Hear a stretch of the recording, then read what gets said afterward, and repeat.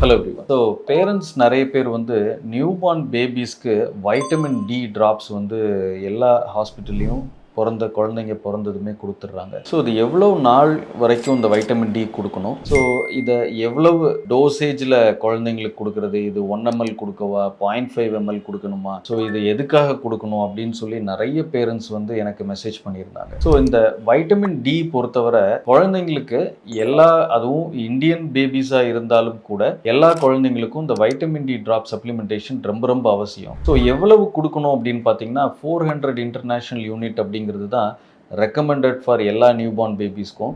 இதில் preterm babies குறை மாத குழந்தைங்களா இருந்தாங்க அப்படின்னு சொன்னால் இவங்களுக்கு 800 இன்டர்நேஷனல் யூனிட்ல இருந்து சில டைம் அதை விட அதிகமான டோசேஜ் கூட அவங்களோட கிளினிக்கல் சிச்சுவேஷனுக்கு ஏற்ற மாதிரி குழந்தைங்களுக்கு டோசேஜ் மாறும். ஸோ இது எவ்வளோ நாள் கொடுக்கணும் அப்படின்னு கேட்டிங்கன்னா 1 year வரை கண்டிப்பாக இது கொடுத்து தான் ஆகணும்.